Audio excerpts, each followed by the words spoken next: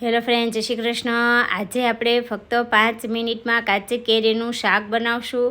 તો એકવાર બનાવીને તમે 8 દિવસ સુધી ખાઈ શકો એવું આ શાક ફક્ત 4થી 5 જ મિનિટમાં બની જશે.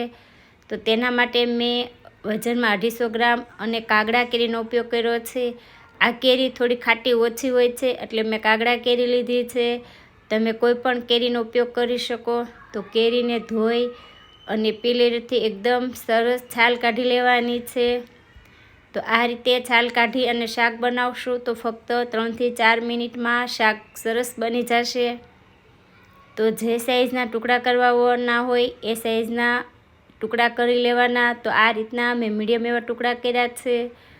એક પેનમાં આપણે 2 પાવડા જેટલું તેલ લેશું. તેલનું પ્રમાણ ઓછું હશે તો પણ આ શાકનો કલર અને સ્વાદ એકદમ સરસ આવશે. તેલ ગરમ થાય એટલે રાઈ, જીરું અને આ કેરીના ટુકડા એડ કરશું.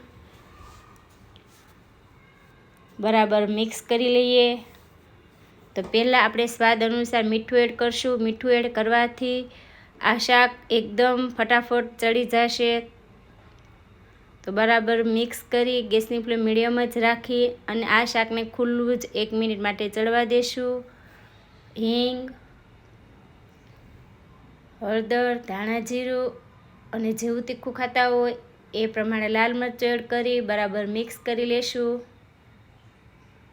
હવે ઢાંકી અને ફક્ત 1 જ મિનિટ માટે આપણે ચડવા દેશું. આ રીતે કરવાથી મસાલા એકદમ સરસ મિક્સ થઈ જશે કેરી સાથે.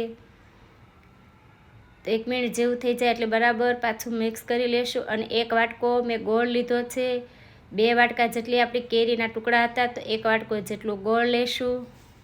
ઢાંકી અને ફક્ત 2 જ મિનિટ ચડવા દેશું અને બરાબર મિક્સ કરી લેશું. તો ગોળનું કોઈ માપ હોતું નથી. તમારી કેરી ખાટી ઓછી હોય તો ઓછો ગોળ જોશે અને કેરી થોડી વધારે ખાટી હોય તો વધારે ગોળ એડ કરવાનો. પણ મારે 2 વાટકા કેરીના ટુકડા હતા તો મેં 1 વાટકો ગોળ એડ કર્યો છે. તો આ માપ આપણું એકદમ પરફેક્ટ છે. બરાબર મિક્સ કરી અને પાછું 1 મિનિટ માટે આપણે ચડવા દેશું. તો 1 મિનિટ જેવું થઈ ગયું છે અને શાક પણ એકદમ સરસ બની ગયું. તો ફક્ત 4 થી 5 જ મિનિટમાં આ શાક બની જશે. તો ભાખરી, રોટલી, રોટલા સાથે ખાઈ શકાય એવું કાચી કેરીનું શાક બનીને તૈયાર છે. આ શાકને તમે ફ્રીજમાં રાખીને 8 થી 10 દિવસ સુધી ખાઈ શકો અથવા બહાર જઈએ તો 2 થી 3 દિવસ માટે તમે આ શાકને હારે લઈ જાશો તો પણ બગડશે નહીં એવું ઇન્સ્ટન્ટ કાચી કેરીનું શાક